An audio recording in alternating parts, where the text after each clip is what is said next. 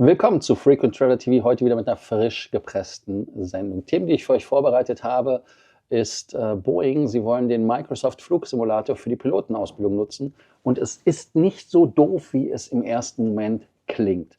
Dann haben wir das Thema Lufthansa und Turkish Airlines, die haben Streit um Sun Express. Condor prüft auch den A321 XLR für die Langstrecke. Und wir haben TAP, Miles Go Status Match für Europa. Also das heißt für den einen oder anderen einen Star Alliance Status, den man bekommen kann. Accor All Signature Black Friday Angebot bis zu 40% Rabatt. Aber Moment, ist heute, nee, gestern war Veterans Day, Black Friday dauert ja noch ein bisschen. Aber das Angebot hoffen wir, dass das bleibt. Ihr denkt dran, wie immer, den Kanal zu abonnieren, die Glocke anzumachen, ein Like dazulassen. Und ich freue mich, von euch zu hören. School sollte ja auch kommen.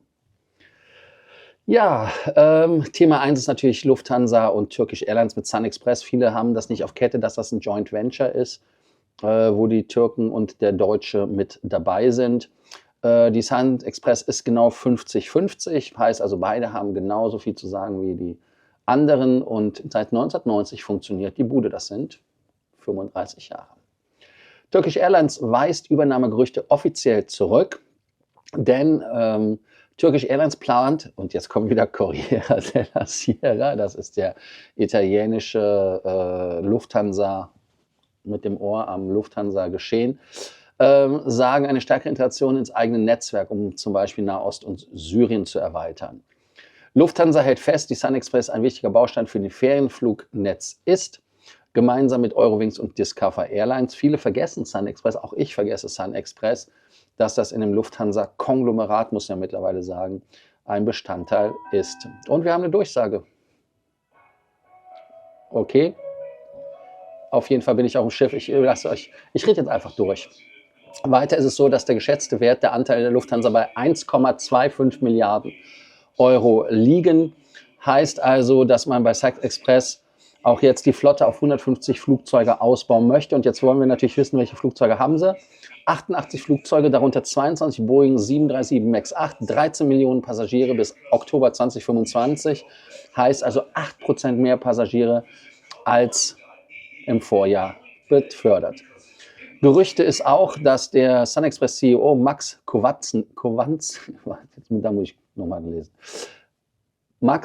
Kownacki könnte 2026 Eurowings-Chef Jens Bischoff ablösen. Also da auch nochmal ein interessanter Move.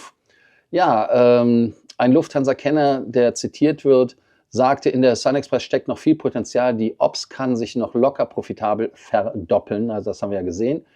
Und Jens Bischoff wird ausscheiden, da er 60 Jahre alt wird. Also insofern ein normaler Vorgang, wobei ich Jens Bischoff persönlich sehr gerne mag, sehr offen, sehr direkt, sehr straightforward ist. Also schauen wir mal, was da passiert.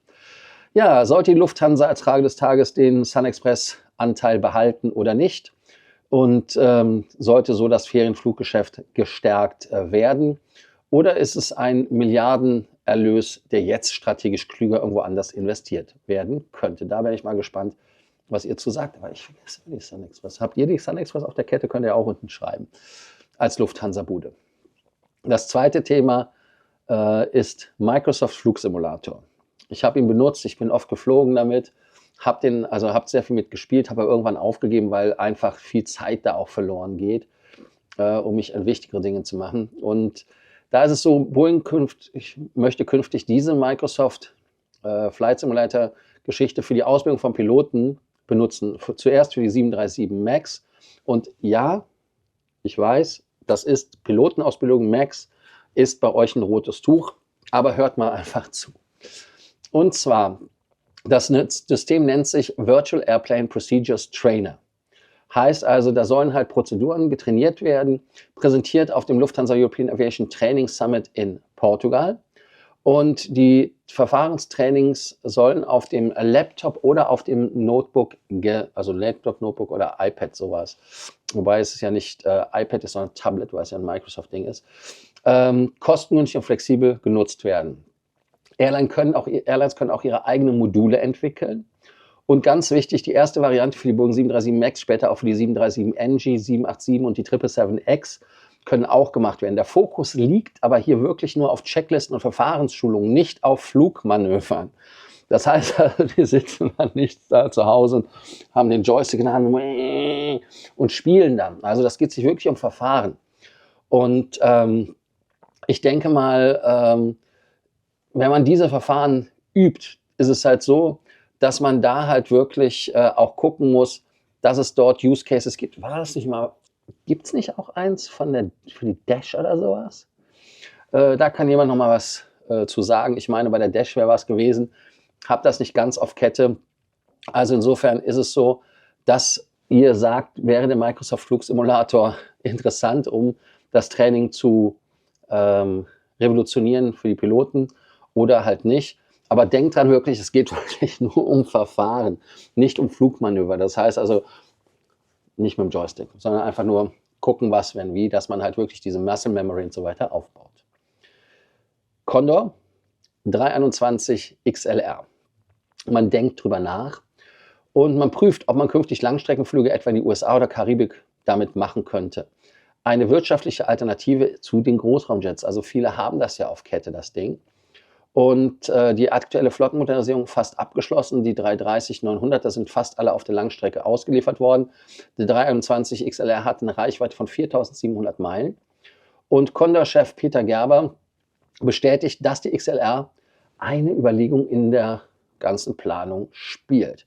Direktflüge ab Düsseldorf oder Berlin nach USA, das wäre doch geil. Ich meine, davon träumt man doch in Berlin oder in Düsseldorf wieder, dass man nach Nordamerika fliegen kann und damit auch Konkurrenz zur Lufthansa betreiben kann.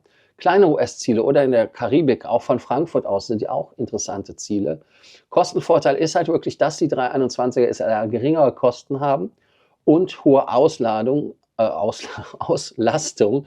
haben auf sogenannten Thin Routes, also auf dünn passagierlastigen Strecken. Also insofern eine richtig coole Geschichte.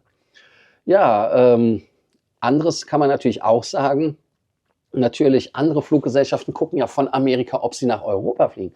Lufthansa guckt ja auch. Also das heißt, wenn wir es nicht machen, die Amerikaner machen es wahrscheinlich. Ne? Also da sollte man schon aufpassen. Ja, sollte Condor mit dem A321 XLR gezielt auf Sekundärstrecken in die USA setzen oder nicht? Oder bietet das Ganze ein großes Risiko, dass man halt gegen Lufthansa oder gegen die amerikanischen Fluggesellschaften verliert? Da könnt ihr ja was zu sagen. Wer Meilenpunkte Status sammelt, mag natürlich auch Statusmatch zum Thema Star Alliance. Gerade bei Aegean, wo die Sache weggefallen ist eventuell TAP interessant. Und zwar gültig für fast alle europäischen Länder, inklusive Deutschland, Schweiz, aber auch für Skandinavien, Finnland. Silbermatch kostet 49 Euro und Return, was war das? Kaum Vorteile, auch kein Loungezugang, ist halt einfach nur ein Status, der nichts bringt. Gold-Match, das ist Star Alliance Gold, Lounge Priority Extra Back, bevorzugte Sitzplatzwahl.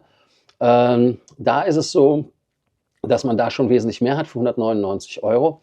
Aber die Frage ist, wie lange gilt der Status? Das ist also ich habe nirgendwo gelesen, wie lange der Status gelten sollte. Und ganz ehrlich, also Silber macht keinen Sinn, aber Gold, das macht für den einen oder anderen Sinn. Und interessant ist ja auch, wo geht TAP hin? Gehen die in die One World, gehen die in die SkyTeam? Das heißt also, es ist auch nochmal eine potenzielle Zukunftsvariante, dass man, wenn man den Status sich da holt, dass man dann auch bei SkyTeam oder sowas wieder einen hat. Ist der TAP-Status mit 199 ein guter Deal, also 199 Euro oder nicht? Oder zu riskant angesichts der unklaren Zukunft? Weil ich sehe es ja gerade als Opportunity, dass wenn Sie in was anderem aufgeben, dass man da vielleicht eine gute Möglichkeit hat. Dann haben wir einen Deal, und zwar Accor Signature Black Friday Angebot bis zu 40% Rabatt. Heißt also Zeitraum vom 1. bis zum 22. November, den gibt es diese Rabatte. 40% auf monatliche Mitgliedschaft, 35% auf vierteljährliche und 30% auf jährliche Mitgliedschaft. Und zwar ist das Black Friday Angebot so, dass das Black Friday Angebot 2025 für Neukunden und für Reaktivierung Black Friday 30 off für Reaktivierung ist. Gilt nur für die erste Zahlung, danach regulärer Preis. Also das Jahresabo kostet 882 Euro. Man erhält 75.000 Punkte im Wert von 1.500 Euro plus 12.000 Statuspunkte. Wer also da ein Freund ist, kann damit natürlich was werden. Ich bin mal gespannt, ob da was geht. Lohnt sich das Arcor All Signature Abo wirklich für viel Reisende? Seid ihr Arcor-Fans? Mögt ihr Arcor? Wie seht ihr das Thema? Oder ist es nur ein Marketing-Gag mit begrenztem Mehrwert? Zumal man jetzt sagt, was Black Friday, wann ist eigentlich Black Friday? Also klar, ich hatte ja schon gesagt, Veterans Day. Ich weiß es ehrlicherweise nicht. Aber wie an dieser Stelle, ich danke euch, dass ihr heute dabei wart bei Frequent Traveler TV. Denkt daran, den Kanal zu abonnieren, die Glocke anzumachen, ein Like dazulassen. Und am Ende, wie immer, natürlich die Fragen des Tages nochmal wiederholt. Und zwar einmal sollte Lufthansa ihren SunExpress-Anteil behalten oder verkaufen. Und die Pilotenausbildung durch den Microsoft Flugsimulator, wird das wirklich dort revolutioniert. Wichtig ist halt wirklich, es geht um Verfahren, nicht um Flugmanöver. Also das solltet ihr im Hinterkopf behalten. Ich freue mich, euch auf der nächsten Folge wieder zu sehen. In der oder wie auch immer. Grammatik, egal. Also bis dann. Ciao, ciao.